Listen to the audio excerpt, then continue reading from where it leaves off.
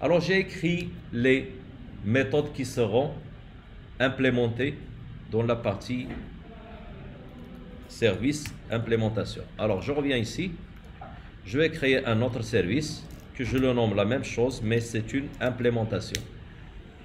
Ok, il sera précédé aussi par service.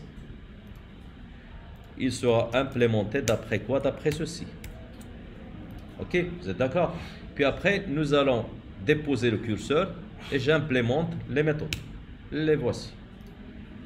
Alors, dans un premier temps, nous allons programmer create user d'une façon primaire. Puis après, je vais la modifier différemment. Donc, vous allez prendre en place la deuxième façon. Ok. Donc, soit une variable qui se nomme user1. Ok. Donc, new user. Ça, c'est la première façon. Donc, et je commence par ce user1.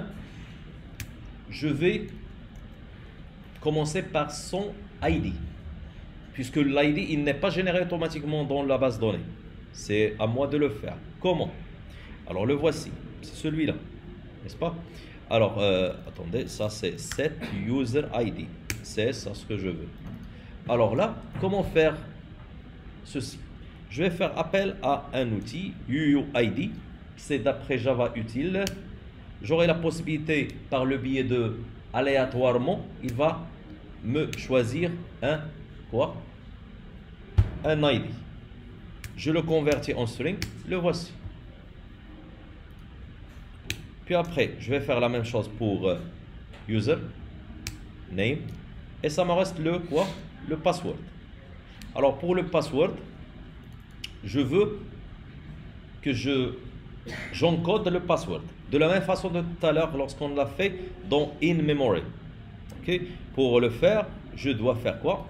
Premièrement, je vais établir auto-ride afin d'intégrer bcrypt qu'on vient d'utiliser tout à l'heure.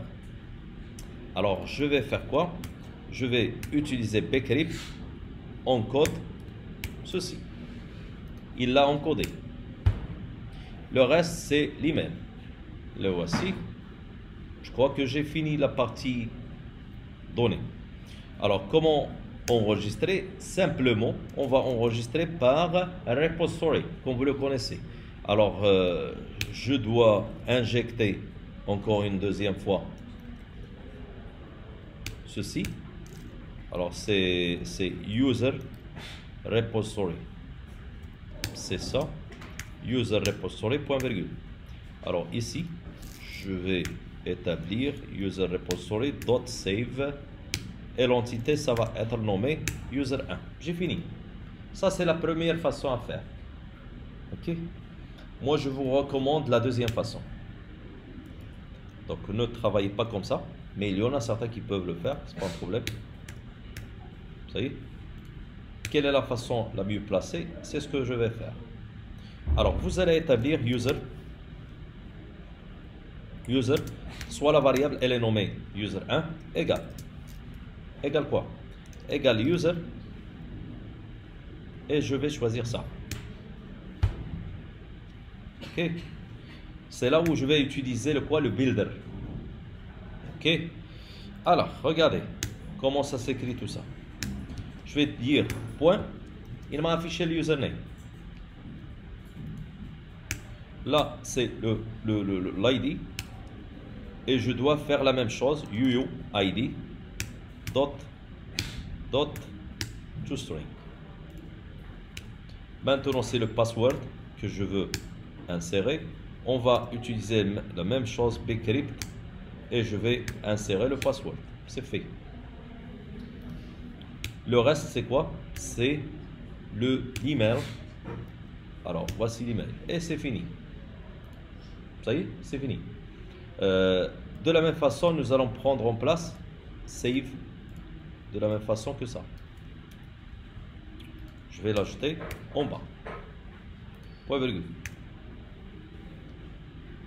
Ça, c'est point virgule.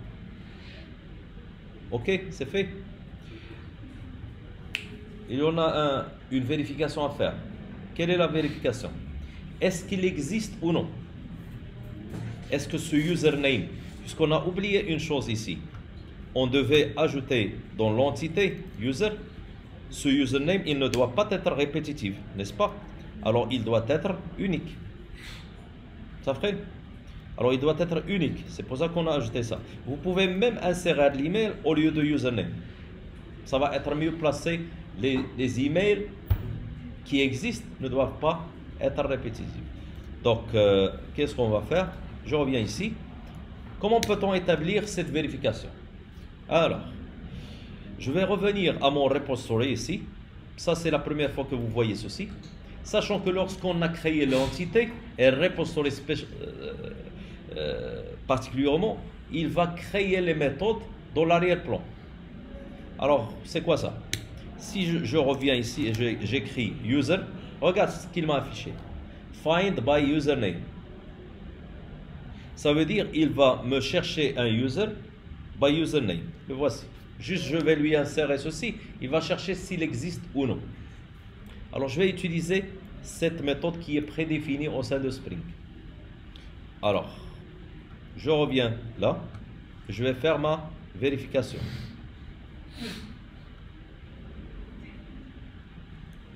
Alors, c'est quoi l'erreur ici? Hein? Ah, return, je ne l'ai pas écrit. Là, voici. Ça y est? Donc, on revient là. Donc, nous allons établir une nouvelle façon d'écrire au lieu de ça. Je vais l'écrire comme ça. Soit user1 égale à repository.find by username, où il va chercher quoi? Le username existant. Alors, s'il le trouve, alors je vais chercher la vérification. Voici la vérification. S'il n'existe pas, ou bien s'il existe. S'il n'existe pas, qu'est-ce qu'il va afficher? Alors, il doit m'afficher un message. Alors, je vais faire une exception, là. Je vais lui dire throw, voici, throw, exception, throw. J'ai oublié le new. Oui. Exception. Attendez, c'est pas. Il doit me l'afficher lui-même, n'est-ce pas? Il l'a pas fait. Donc c'est builder. Ok. Non, non, la voici, la voici. La voici. Directement, je vais lui dire un message. Voici le message. User already exists. Vous voyez? Alors, on a vérifié. S'il existe, il va sortir. S'il n'existe pas, il va continuer. Ok? Alors maintenant, qu'est-ce qu'on va faire? Autre chose.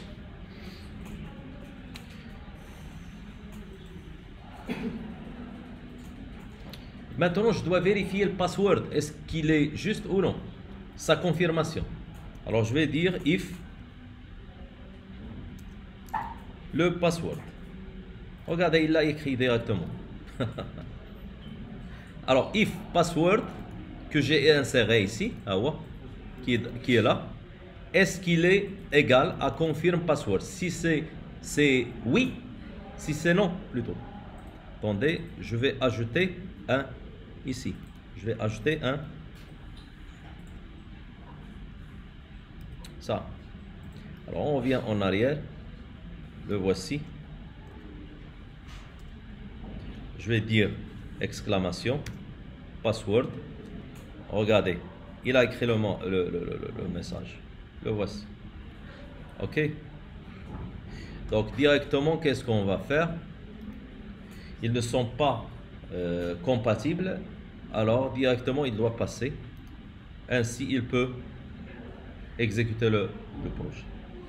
Alors, maintenant, nous allons tester ceci. Pour tester tout ça, nous allons faire appel à notre main. Je vais utiliser une méthode qui est précédée par @bin. La voici. Ok, @bin. Je passe, il l'a écrit par défaut. Alors pour moi, je vais lui dire return, c'est réglé, entre parenthèses, ça c'est point virgule. Au lieu de faire passer application context, je vais faire passer le service qu'on vient de créer. Voici le service, c'est ça. Et je commence. Sachant que cette méthode-là, elle sera exécutée lors de démarrage, puisque je la mets dans le main. Pour vous, lorsque vous allez me livrer le projet, donc si vous voulez remplir votre base de données dès le démarrage, vous pouvez ajouter ici les insertions voulues. Alors, j'utiliserai account service en faisant appel à create user. Qu'est-ce que je dois insérer? Je vais insérer mon admin, comme tout à l'heure. Je vais insérer mon 1, 2, 3. Ok? Je vais insérer mon email plutôt. N'est-ce pas? Admin,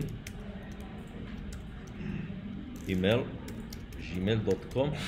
Et à la fin, je vais insérer mon mot de passe confirmé.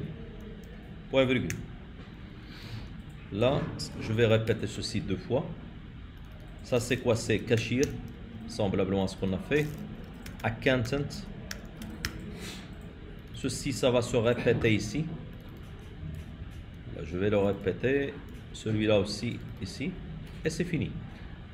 Vous comprenez le principe? Ok. Alors, maintenant, nous allons voir si il va créer ceci. Alors, si vous voulez, ça va être mieux pour nous de faire quoi? De choisir une autre base de données. La base de données sera numérotée par exemple 6. Je vais voir si ça existe ou non.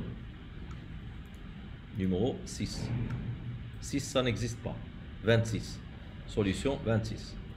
Alors on vient ici et je lance mon projet.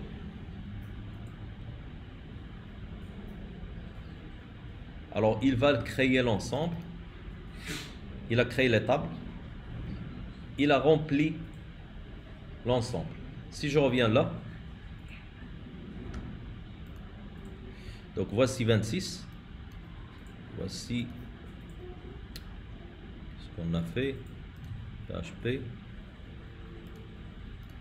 Ça c'est 26. Oui. Il a généré l'ensemble. L'ID, il a généré le mot de passe. Comprenez? Il a établi l'ensemble des données. Ok. Maintenant, qu'est-ce qu'on va faire? Nous allons revoir le principe de quoi? De tout ça, je vais le commenter et je vais continuer.